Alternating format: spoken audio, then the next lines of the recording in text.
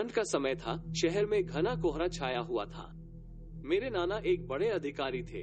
रोज की तरह उस दिन जब मेरे नाना अपना काम खत्म कर दफ्तर से घर की ओर जाने लगे तो रास्ते में पड़ने वाले बाजार से वो कुछ सामान लेने के लिए रुके।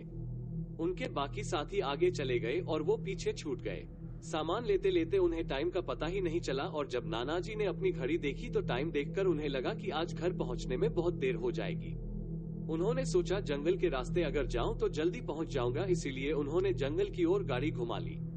काफी अंधेरा हो गया था। नाना जी तेज गति के साथ गाड़ी चला रहे थे, लेकिन उनकी गाड़ी के एक आगे एक औरत आ गई। उन्हें झटके से ब्रेक मारनी पड़ी। जो औरत गाड़ी के सामने आई थी वो तेज तेज रो रही थी। नाना जी को लगा कि वो जरूर किसी मजदूर की पत्नी होगी जो रास्ता भटक गई है।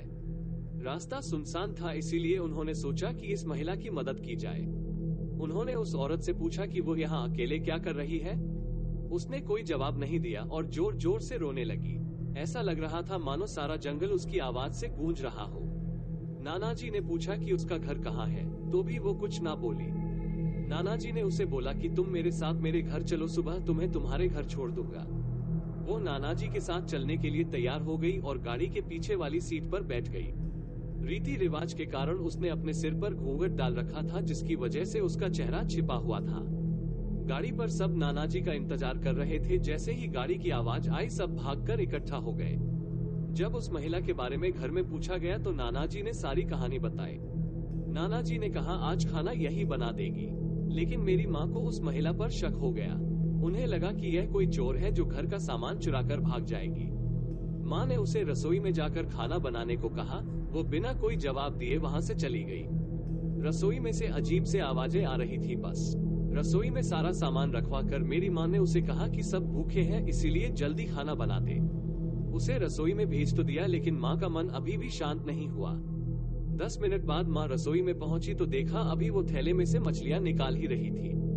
ये देखकर माँ को गुस्सा आ गया। उन्होंने उसे बोला कि अभी तक तुमने खाना बनाना शुरू नहीं किया, कब बनेगा और कब हम खाएंगे। उस महिला का चेहरा अभी भी ढका हुआ था, इसीलिए किसी ने उसका चेहरा नहीं देखा था। माँ उसका चेहरा देखने की कोशिश करती रही, लेकिन उन्हें उसकी झलक भी दिखाई नहीं दी। माँ ने कहा कोई जरूरत हो तो बुला लेना, लेकिन फिर भी वो कुछ नहीं बोली। उन्हें लगा कि शायद अनजान लोगों से डर रही होगी। माँ रसोई से चली गई, लेकिन जब 10 मिनट बाद वो फिर वापस आई तो रसोई का दृश्य देखकर माँ डर गई।